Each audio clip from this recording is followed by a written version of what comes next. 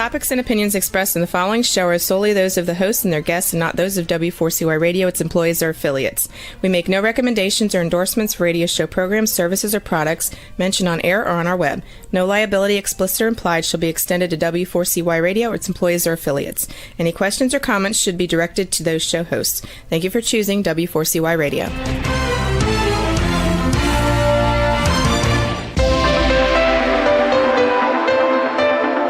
Churchill said, "Those who fail to learn from history are condemned to repeat it." Kevin Hallinan believes that certainly applies to business. Welcome to Winning Business Radio, here at W4CY Radio. That's W4CY.com. And now, your host, Kevin Hallinan.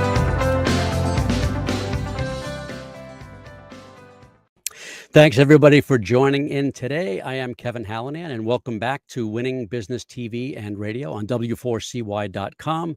We are streaming live on talk4tv.com, in addition to Facebook, and that's at Winning Business Radio. And, of course, we're available wherever you get your podcast content, YouTube, iHeartRadio, Spotify, Apple, then the list goes on. The mission of Winning Business Radio and TV, as regular viewers and listeners know, is to offer insights and advice to help people avoid the mistakes of others, right? To learn best practices. Those are the how-tos, the what-tos, the what-not-tos, and to be challenged and hopefully to be inspired by the successes of others. Those consultants, coaches, advisors, authors, founders and owners and entrepreneurs, people with expertise. But, virtually every successful person I've ever talked to has had some form of failure in their lives and careers. So while we all have to get our knees skinned once in a while, I'm driven to keep those scrapes from needing major surgery. Let's endeavor to learn from history so we don't repeat it. I've spent the better part of my career equipping businesses to grow, from solopreneurs to small and medium-sized companies, all the way up to the Fortune 50. I've seen some of those companies win, and to varying degrees, I've seen some fail. I've had the opportunity to rub elbows with some of the highest performing people around and with some who probably should have found other professions. In my own businesses, I've had lots of success, but some failures too. I'd like to think I've learned a lot from those experiences. So you're going to hear from me, but mostly you're going to hear from our guests, those experts, consultants, coaches, advisors, authors, founders, and owners and entrepreneurs. And today, my guest is Warren Rutherford. He is founder and president of Rutherford Advisors, DBA, the Executive Suite. And here's his bio. Warren Rutherford returns for a second time to Winning Business Radio. He was here in 2020, bringing with him decades of insight into executive leadership and strategic talent alignment. Since founding Rutherford Advisors, Inc., DBA, the Executive Suite, in 1997, he has specialized in executive search for private and family-owned businesses across the U.S. and internationally. His work goes far beyond recruitment, though, helping organizations reimagine their leadership teams in ways that drive long-term growth, cultural fit, and strategic execution. Warren partners with businesses to design growth-driven executive search strategies rooted in a deep understanding of their strengths, opportunities, aspirations, and desired results. His approach ensures that leadership transitions, Warren, are not just about filling roles, but about aligning vision with the right talent to elevate performance. As a one-page business plan consultant, Warren works with business owners to develop strategic and actionable business plans. He also plays an active role in shaping the Cape Cod, Massachusetts business landscape. He currently chairs the Cape Cod Economic Development Council and has served as the founding board chair of Leadership Cape Cod. His additional leadership and advisory roles include Provisors New England, the Exit Planning Exchange, that's XPX New England, Rotary International, and E4All mentorship program. He holds a BA in political science from the University of Massachusetts Amherst, hoorah, and a Master of Public Administration in Public Organization and Management from Northeastern University. He's provided leadership training to industry executives in Kuala Lumpur, Malaysia, run team building training, management and leadership training, customer service training to multiple organizations. He's published with others 8 webinars on topics ranging from banking to business succession and planning. He's published an HR Tech Outlook as one of the top 10 talent management companies 2020, identifying the best person future fit candidate made easy. A challenging aspect of Warren's executive search work involves working with business owners to equip their business with strategies that incorporate AI and digital modernization that can bridge the gap between retiring business owners and incoming entrepreneurs. Developing an effective bridge will require existing owners to prepare their businesses for executives who expect effective digital integration, and modern operating systems, plural.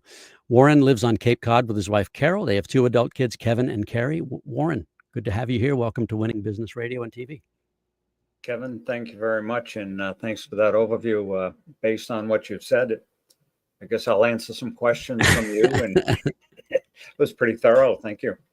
Let's start with background, okay? I like to look at somebody's background so the audience really gets a flavor for how you got to where you are and kind of what makes you tick. Where'd you grow up? Grew up in Worcester, Massachusetts. The center of the state? Well, a little east of the center, but it's kind of the center of the state, right? Part of the Commonwealth. Yeah. That's the logo. Worcester. Public school system. Mm-hmm. So, and then, as you mentioned earlier, went to UMass Amherst and had fun doing that, degree in poli-sci, and then went on to Northeastern to get my MPA. Your MPA, not to be MBA, Master's in Public Administration, right? Correct. Yeah. My focus all along was to be a city manager, and there's very few of those in Massachusetts. But I was on that management track and spent a good 25 years in public management systems. So learned a good amount about how to manage and motivate people. How towns work, and you're all well, some paid staff, but a lot of volunteers on committees and working in the communities, right? Yeah, and working with a lot of boards, which is very analogous to boards of directors and the owners, executives of private companies. Hey, before we get too far, tell us about Carol and Kevin and Carrie. Carol, we've been married now 30 some plus years. 30 years. Yeah, now about 38 years. And the kids, Kevin's 34, Carrie's 31. Carrie is creating a little bit of antsiness in Carol because she's vacationing in Hawaii, and today she's trying snorkeling. Nice. That's on a sailboat for the first time. Wow, that's fun. So, yeah. But good kids, great wife, and lovable golden retriever at home. What's Kevin up to? He's 5'11", 6 feet. Nice.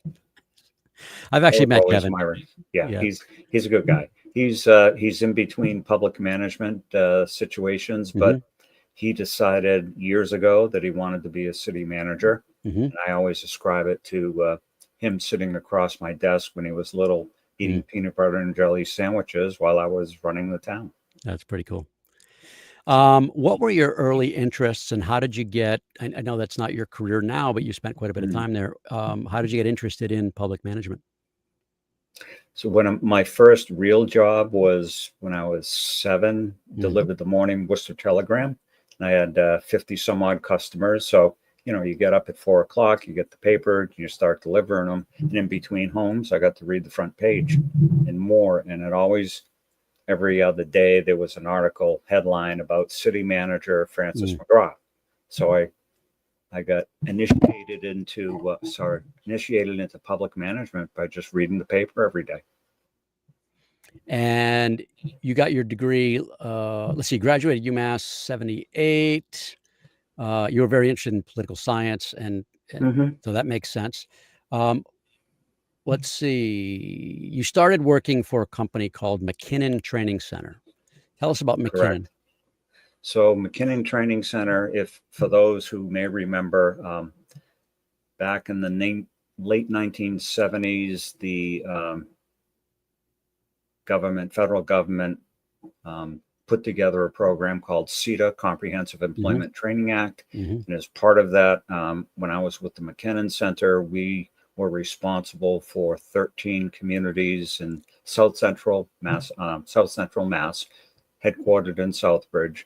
And my job there as planner was to write manpower plans to take the unemployed people, train them, educate them, and get them work.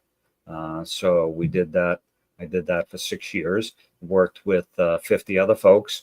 And my job as planning director was to find out how we could improve our job placement rates. So when I started there, we I laugh, Kevin, but we were placing 1 out of 10 people in jobs. Wow. It was a great record. So I took 8 months, talked to all my coworkers, found out what they did, why they did it, how they did it, what they'd like to do differently. I asked a lot of questions, which is part of what we know about each other. We asked questions, and based on that, I put together several manpower plans for the following year, and I projected at the end of the year, we'd place 4 out of 10. So my boss didn't like that because he thought it was impossible. But you know what? At the end of that first year, we placed 45% of the people we trained. And it was more than a 400% increase. And we kept that up. And the key to that, though, is real simple. I asked my coworkers what they wanted to achieve, and I wrote the plan around them. So I was only the vehicle to write it. They were the instruments to complete it. And I've continued that throughout my whole career. I've worked with every organization, private or public, asking my fellow employees what it was they wanted to achieve in their vision of excellence and success. So strategic planning has always been part of my experience, and asking employees and understanding what motivates them helps them to manage themselves and me to manage the whole. That's outstanding. You were at a relatively young age when you became the town executive secretary for Canton. And then that was about 5 years. And then the town manager, the head guy for Barnstable. What do you attribute that to, that you were still relatively young and you were a town manager when most of those guys are in their sort of mid-career, maybe later career? I had a vision, I had a purpose. And as I said to the city council, town council in Barnstable, I wanted to finally implement and do what I had been trained to do in my MPA program 13 years before. So had an opportunity to do that, had a great staff to work with. And it's managing, leading, working with others is all communications, listening and listening and listening, and then doing and acting. So did Barnstable, or does Barnstable, have a select board or a mayor? No, I was their first town manager under a town council form. So they went from, for those who aren't familiar, a representative town meeting, which was 350 people elected by their peers on a ballot. They were the legislative body. And then it was governed on the executive level by 3 full-time board of selectmen, no town manager at all. So I was the first, and replaced the boards of selectmen, the executive, and then the town council, city council, replaced the town meeting. So it was a total change of government under a charter form. And I worked in Barnstable for 7 years. So then in 97, you founded Rutherford Advisors. What was behind that move? And then I'll ask you, well, I'll hold that second question. What was behind that move? Ready for a change. Yeah. Quite honestly. Some would say I wore out my welcome, but most first-time managers in a new form of government stay for about 1.5 years. Wow. I stayed for 7 years and implemented a number of different changes that are still being implemented today and followed through. I wanted to change. I wanted to break out on my own and be my own boss. And I've been that way since 97. Well, you're still married, so just pointing out that Carol's in the mix somewhere there. Hopefully she's listening and can call you out. Every day she's in the mix. Now, did Rutherford Advisors start out doing different work than you're doing right now? And if so, what was that? To some degree, to some degree, it was management consulting and coaching. Okay. And I worked for a bit of time in 97, 98 with the Mass Power Options, helping. It was a division of, at the time, Mass Health Education Facilities Authority. And what we did was we worked on with the legislature and then developing competitive electric supply, and then selecting a supplier for all of the colleges, universities, hospitals, and nonprofits in the state. Wow. So it was Power Options was the vehicle. And then during that time also, I was working with other cities and towns doing a lot of personnel work, Mm-hmm. writing job descriptions, developing compensation plans. And I carried on that work probably through about 2002. Mm.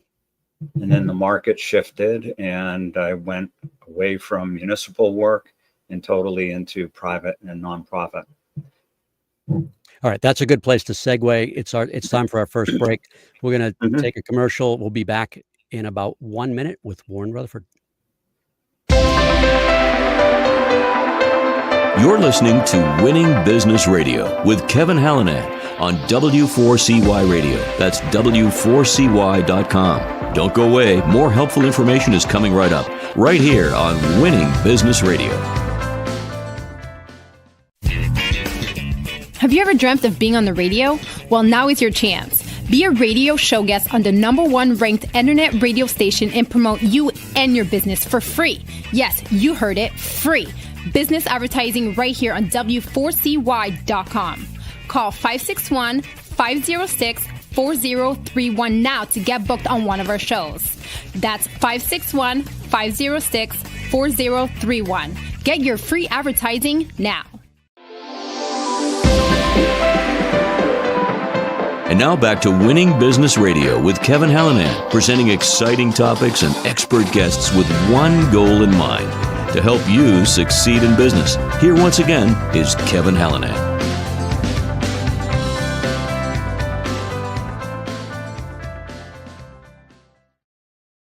We're back with Warren Rutherford, founder and president of the Executive Suite, which was a bit of a transition in around 2009. Am I right about that? Correct. Yes. One of my good friends, Elizabeth Harris Moritz, Mm-hmm. contacted me in the end of 2008, and we spent pretty much the whole Friday in her office here in Hyannis, trying to help her identify someone who could purchase her business so that she could sell it, retire, and move out to the West Coast with her husband, who was out there taking care of his mom. What kind of business? The Executive Suite, which I acquired, was a temp service. Temp at the time, yeah. And a little bit of contract placements, mostly temp service. Mm-hmm. And so I purchased that from her. At the end of that day, I said, look, Elizabeth, I can't think of anybody who would have an interest in buying your business. And as I was literally walking out the door, I turned and said to her, I might consider it, but maybe we should talk about it. And she turned flush red and said, oh my God.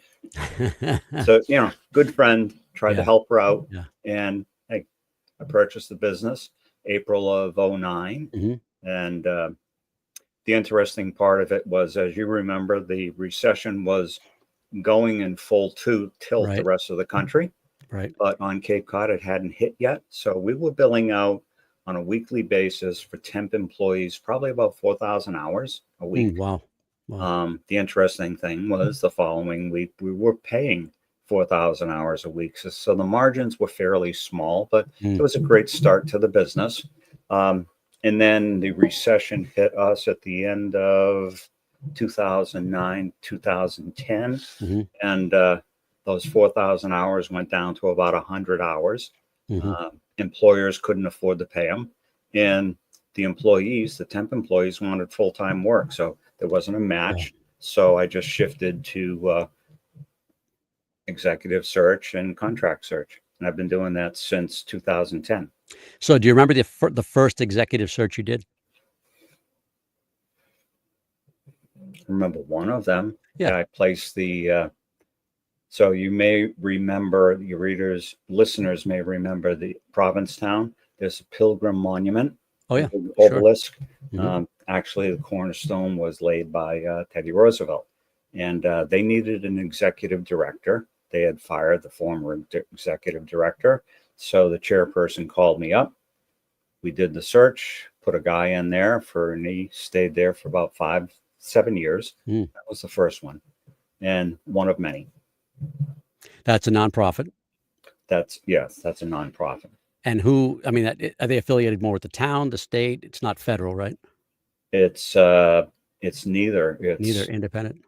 Yeah, it has an independent nonprofit board of directors, and a beautiful facility. They actually put a I call it an elevator, but I forget the technical name for it, but they built an easier way to go from downtown, right behind the town hall in Provincetown, up to the museum and monument.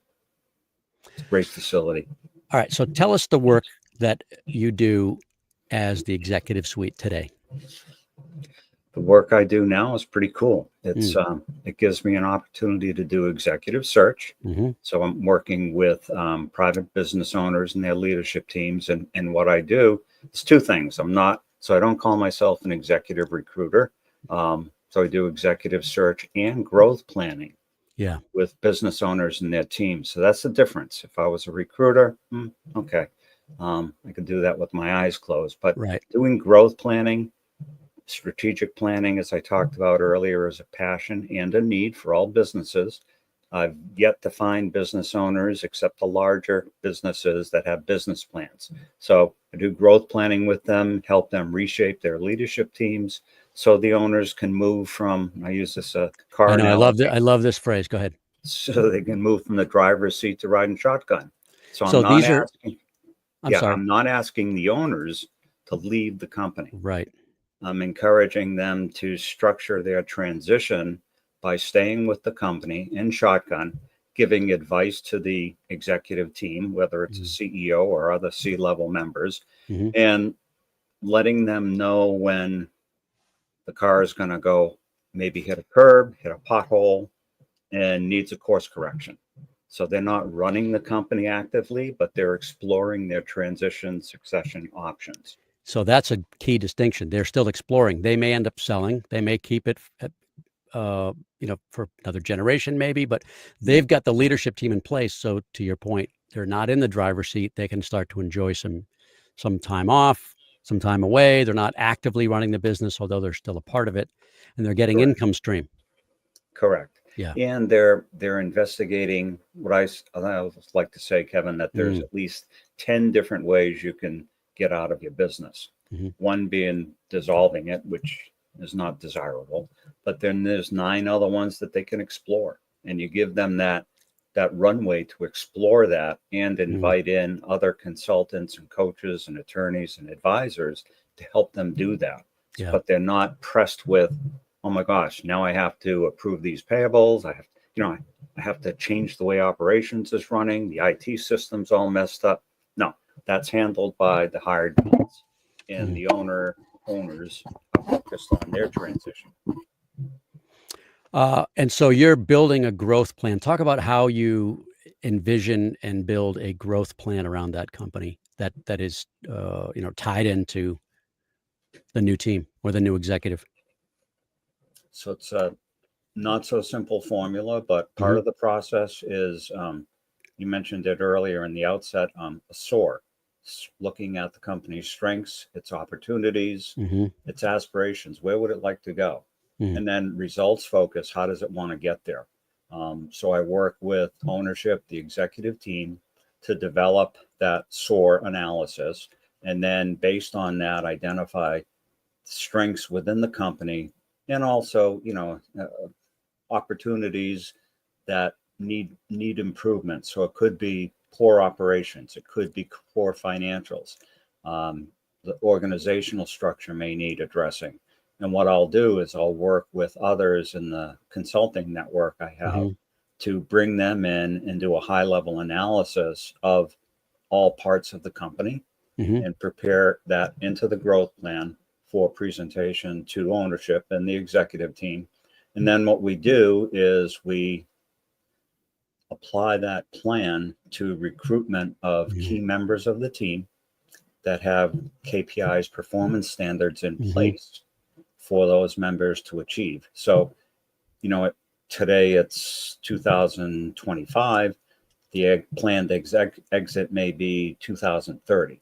So over the next 5 years, what type of growth strategy does the company want to increase its multiples, to increase its valuation, to increase its performance, so that when the owner gets to that section of, yes, now I want to leave, he or she or they have a better running company that's more attractive. And so it's not just replacing that owner. It's probably, I'm envisioning that it's really upgrading the skill set. It's, listen, I'm a company owner. I've been a company owner in the past. You're a company owner. We don't always have the right skills or the optimal skills, right? So that search allows you to bring in people that have skills for the future and growth versus just replacing the skill set of the owner. Correct. Yeah. Yeah. And I know enough to know that I can do certain parts of the analysis, but a long time ago, someone told me they know what they're great at. They know what they stink at, and they prefer to not do the things that they stink at. So you bring in experts to do those things. So for instance, if they need a sales system, they call Kevin Hallinan. They don't call Warren. If they need an accounting system, please don't ask me. Or me.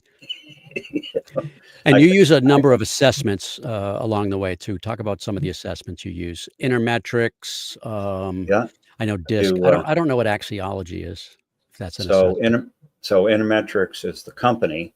It's owned by Jay Niblick, and I got certified actually as an executive coach back in 2004 when I was making that transition over to private consulting.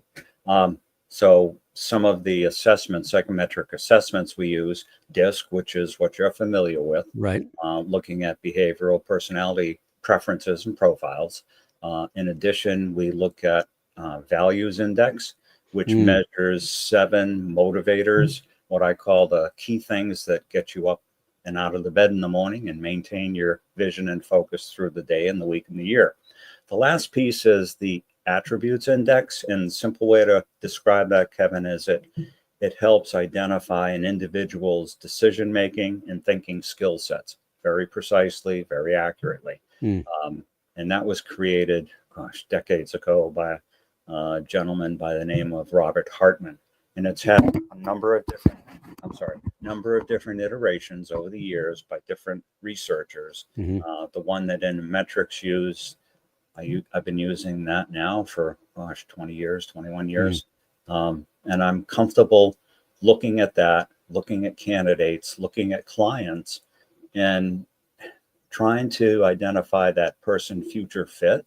So it's a matchmaking effort, but I want to find out where the company wants to go. And now I'm charged with identifying individuals who have the same outlook and passion and strategies that the company has. And I use those trio of assessments plus detailed interviews, reference checks. Takes a while, but I love doing it. Yeah. How long does a search typically take? Anywhere from 90 to 100 days, 120 days. I'm sorry. And usually the first month is where most of the work is done. Yeah. So you're identifying candidates, you're interviewing them, you're screening and assessing them, and then trying to find out, are they the fit that we need? Do they match up to the company's goal growth focus? Getting a little tongue-tied here. And if they are, then I proceed to a second level of interviews with them and start challenging them towards the company goals. So before I introduce them to the ownership group, I'm trying to find out how much of a fit they are and how much of a motivation they have to work with my particular client. And after that, go through the interview process and guiding process with the clients. Excellent. All right. That feels like another time, a good time. We're right at the bottom of the hour. Let's take our second break. We'll be back in about another minute with Warren Rutherford of the Executive Suite.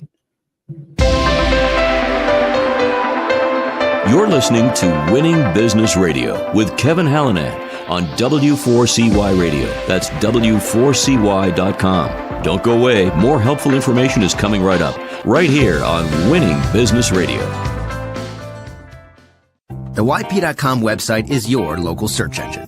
If you're looking for a good restaurant, it can help you find the right one nearby with ratings and reviews. Or if your car breaks down, you can use the YP app to find the closest repair shop. Or maybe you're just looking for something to do on a Friday night. Well, it has great local coupons for all sorts of things in your area. No matter what, when, or where, if you're looking for something, YP Local Search can help you find it. So go to YP.com or download the app to search local, find local, and save local.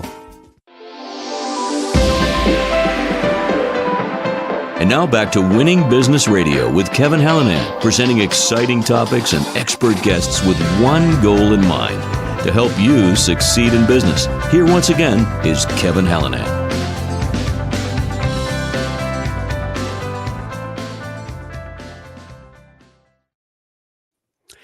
We're back with Warren Rutherford, founder and president of the Executive Suite. Warren, what do you see, or what have you observed that are the most common mistakes that business owners tend to make in the area of succession? They don't plan it. Mm. And there's a lot of statistics, but I'd say most often a good 50% don't plan their exit. Mm. A recent article I read from the Land Down Under said that 48% of baby boomer business owners, so that's 60 to 78 age time frame, don't have a business plan at all. Yeah, that's shocking. Shocking, and it's quite prevalent. And I call it a growth plan, Kevin, because anytime I've asked an owner about their business plan, they'll point up to the wall and say, yeah, it's right up there in the bookcase. I used that for an an SBA loan 10 years ago or something, right? Yeah. And I can tell them the company that did it, how much they charged, and refer them to page 52 to say, what their plan is. And how do you know that? And I said, well, you and about 10,000 other companies have used the same template by this company. And I said, let me guess, they probably charged about $150,000. Yeah, pretty darn close. Oof, wow. And I said, and did you implement it? No, it was too big. It's a big 3-ring binder, 3 inches thick. Yeah. So it's not a business plan. It's a growth plan. And it's action oriented. Well, tell us about your one-page business plan. Well, you can do it. It may not be yours, but what is the one-page business plan that you help people create and execute? So, thank you. Not a long time ago, about 30 years ago or more, gentleman in Berkeley, California, created a one-page business plan. He was a former finance director, CFO, CPA. And what he wanted to be able to have business owners do, his clients do, was simply said, have a vision of where I want my company to go in 3 to 5 years, a mission that's timeless. Right. So think big, little, big. So the mission is timeless. The vision is 3 to 5 years, big. Goals and objectives, up to 9 of them. So accomplished within a year, little. Strategies over 3 to 5 years that marry out to the objectives, big, and then action plans, up to 9 of them, accomplished within a year, but measured and set by quarters. So very action focused, very action oriented, and it uses a couple of different vehicles. What I like about it, Kevin, is it's online. It's a planning and performance system. When I work with my clients on it, they're able to, whether it's over Zoom or in person, work with me to establish what we use the balanced scorecard. You're probably familiar with Norton's balanced scorecard out of Harvard. Yep. They adapted that to the one-page business plan. So we have objectives on people, process, finance, and customers. And those are the 4 legs of the balanced scorecard that are reflected in the objectives and in the strategies. So you focus the business owners on that. They've never heard of this before, but you help them on a monthly basis implement. And in every instance, over the course of the year, they're overachieving their objectives. They're overachieving their goal for this next year. And they're doing business planning, but it's fun. And I've been doing that, since probably 2006. Wow. I want to take you back to that article you referenced. The title is Australia's $1 trillion succession problem nobody's talking about. And one of the quotes was, Research suggests that proactive succession planning combined with digital modernization can bridge the gap between retiring business owners, and this is intriguing, and incoming entrepreneurs, because I wouldn't expect an entrepreneur is going to work for somebody. Success will depend on whether existing owners recognize the need to prepare their business for a generation that expects seamless digital integration and modern operational systems. Because, and this is now me editorializing, because those new people coming in are much younger than that founder and owner, probably. And much more technologically savvy. So picture the young entrepreneur, that Gen Z person, into your company, my company, and where are my accounts, how are they set up, how decisions are made or not made. And very rapidly, I think the research showed that they can get very frustrated that traditional baby boomer business owners don't have what they call digitalization systems set up within the business. And it can become and is becoming impactful in an adverse way on entrepreneurial people being able to acquire businesses. And over the past 5 years, I've talked to a number of Gen Z entrepreneurs who have received funding from private investors to buy companies. And so their charge with it, from these investors is find a company to purchase that has particular criteria we want to invest in. You can run it once we buy it. And their frustration, as they've expressed to me, is why aren't these owners with it, quote unquote. And my comment to them was, well, it's an educational process. How long are you willing to wait? And the comment usually comes back to, my investors want results. That's right. Yeah, I can imagine. I want results. And it comes down to digitalization, and there's a growing divide with those entrepreneurs. And how do we educate the Gen Z and the baby boomers, and as well as the next generation down from the boomers, the Gen X, as to the need to become digitally savvy to help their businesses compete? Otherwise, they could die, and by not having a viable succession plan that embraces digitalization. All right. So I'm going to ask you about AI, but this digitalization is not AI. Okay. Right? It's not. Yeah. So what is it for the audiences?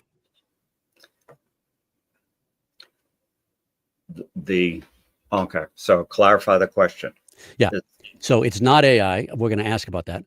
But digitalization is okay. So what is digitalization in a practical sense? Yeah.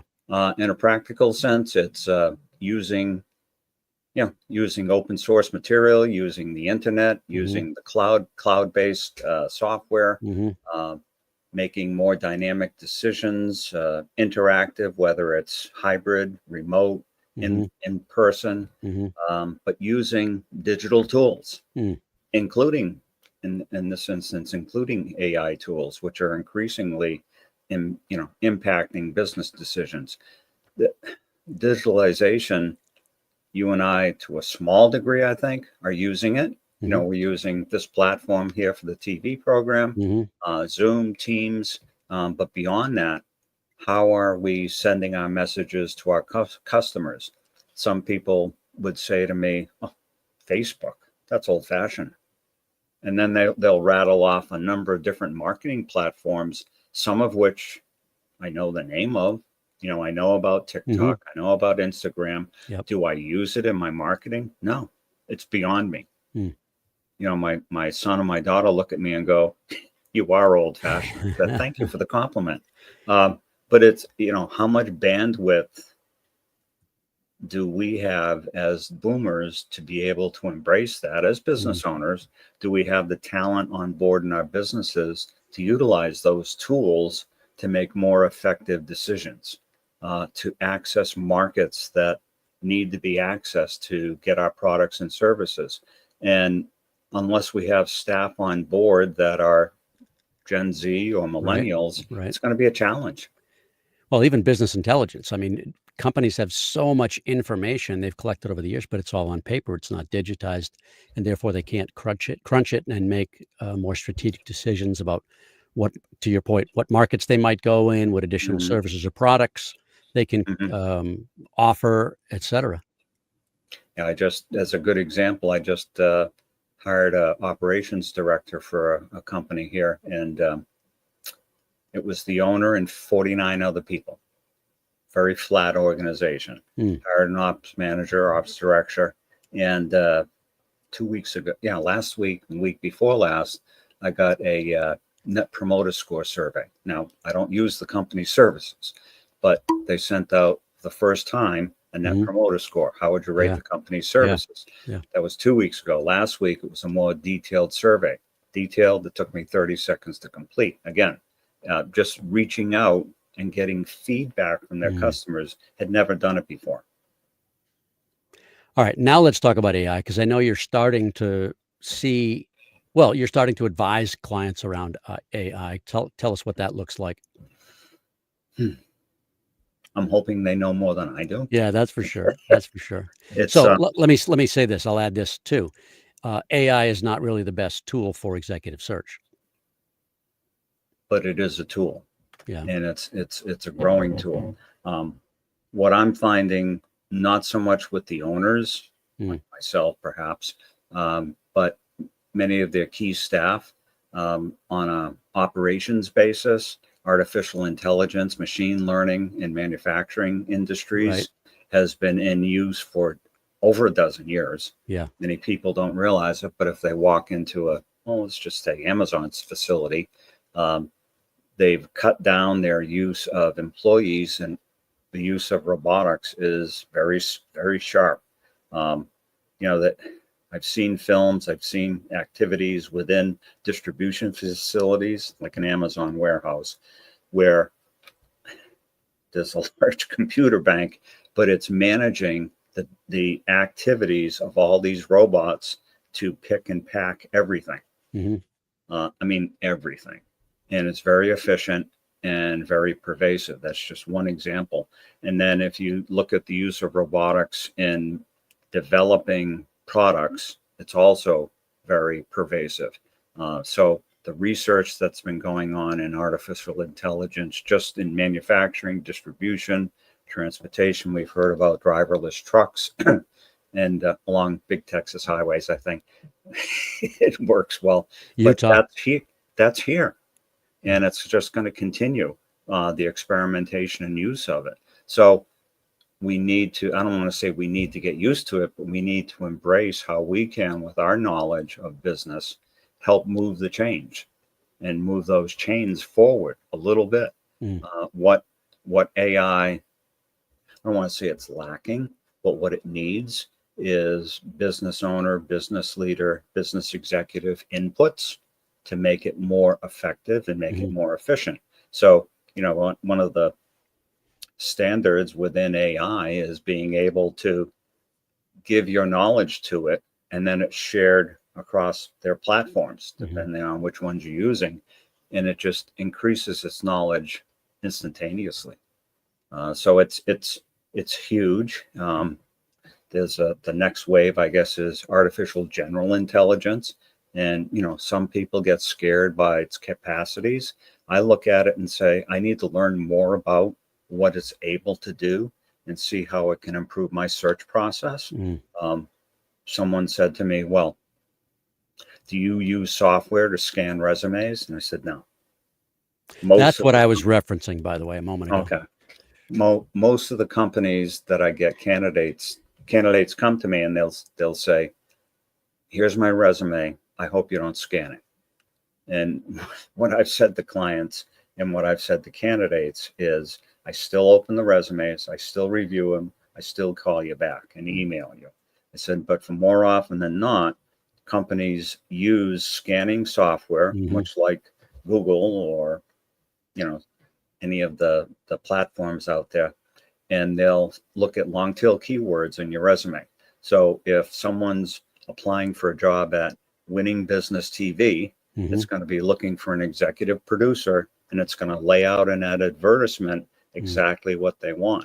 If you don't have those keywords in your resume reflected right up top in an executive summary, your resume will not be opened. So it's going into the digital file 13. And I have candidates call me all the time. Why aren't they calling me back? And well, send me a resume. And it's a nice resume, but it's never going to get opened. So I'll just coach them to change it. Where was I there? All right. You work with clients all over. I know you're Cape Cod based, just because that's where your home, your home and life are, but you're certainly not exclusive to Cape Cod. Oh gosh, no. Yeah. I prefer to have most of my bridge over the water. Yeah, most of your bridge. I like bridges over the water too. Tunnels go under. I'm an hour away from reality. So almost all my work I want to have off Cape Cod. Yeah. I don't market here. I get business here on a regular basis, but that's word of mouth. People that know you and have worked with you in the past. You have a lot of historically. Yeah. Yeah. Sometimes I say unfortunately, but I'm still referred to as the first town manager in Barnstable. It's name recognition. Why don't they build a statue, a 12-foot statue? Yeah, I've done work for a UK-based company to hire a senior executive in California and New York City. So and that was all done via video. So it's I don't want to say it's easy to do, but it's fun. All right. A couple last things. You're big in volunteering. I'll just ask you about one organization that's close to my heart. I know you know this, but you've been a Rotarian. You're a past president of Rotary. Tell the listeners and viewers what Rotary is and why they should check it out. Rotary's the best volunteer service organization in the world, bar none. The cool thing about Rotary, and I was in Rotary here in Hyannis for 32 years. We have fundraisers during the course of the year, usually one major one. And the nice thing about Rotary is we give all that money away. It's exactly how I describe it as well. And whether it's local projects, whether it's international projects, what a lot of folks don't understand, but I know you do, is back in 1988, even before I joined Rotary, Rotary International established a goal with the World Health Organization to eradicate polio from the face of this earth. And that was taken up with the Gates Foundation over the years, along with Rotary and the World Health Organization. And they've got, I think, at least 2 Pakistan, Afghanistan, and maybe 1 African country that have not eradicated polio. Why? Because of conflicts and religion. But with the vaccine, yeah. So and the vaccine is oral; it's not a shot. No, it's oral. Not sure people know that. Yeah. So that was one of the main reasons I joined. We had an international conference in Australia that Carol and I attended, and it's inspirational to think about all the money we raised and then used for causes like that, and still use. So my club in Dedham, Norwood, and Neponset Valley, we support local organizations, but we also have done a number of water projects, and you'd be amazed. A sustainable well that costs, well, if you filter people out of that, because we partner in this case with Engineers Without Borders. They're like Doctors Without Borders, but for about $10,000, you can put on the ground a sustainable well. Just takes minimal cleaning, and it supports a population of kids of families, but the kids otherwise couldn't go to school because they get sick from drinking bad water. And if healthy water just changes everything, it's amazing. So just a quick plug. All right, last question. We're out of time. Why should people reach out to you, first of all? And then what's the best way? Well, they should reach out to me if they're business owners and business executives, no matter where they're located, to talk about the need to update, change, improve their business planning process, growth planning process, because that most likely will involve recruiting senior executives and helping the business owners chart their succession transition plan. Excellent. And the best way is? Best way is email, phone, Yep. going Email, on my website. But it's been on the crawl several times. I'll just say it one more time. WJR@theexecutivesuite.com. The website is theexecutivesuite.com. He's Warren Rutherford. Warren, go ahead. Last thought. Well, thank you, Kevin, for having me on. My pleasure. Thoroughly enjoyed it. And I hope that I've helped the listeners answer some of the questions that I'll be asking them when they call me. Excellent. Well, thanks for being here. And thanks everybody for watching and listening. This is a show about business and business challenges often. If you've got concerns, as Warren alluded to, about the sales effectiveness of your company, whether your sales team is you or really small or it's really large, feel free to reach out to me on Facebook or LinkedIn. And that's @Winning Business Radio, or drop me a note. One of my many email addresses, I always say kevin@winningbusinessradio.com. Our company is Winning Incorporated. We're part of Sandler Training. We develop sales teams into high achievers and sales leaders into true coaches and mentors. We're not a fit for everybody, but hey, maybe we should have a conversation. Thank you to producer and engineer Juan for another job well done. I appreciate you. Be sure to join us next week, Monday, August 25th. We'll do it all over again. Until then, this is Kevin Hallinan. You've been listening to Winning Business Radio with your host, Kevin Hallinan. If you missed any part of this episode, the podcast is available on Talk4 Podcasting and iHeartRadio. For more information and questions, go to winningbusinessradio.com or check us out on social media. Tune in again next week and every Monday at 4 p.m. Eastern Time to listen live to Winning Business Radio on W4CY Radio, W4CY.com. Until then, let's succeed where others have failed and win in business with Kevin Hallinan and Winning Business Radio.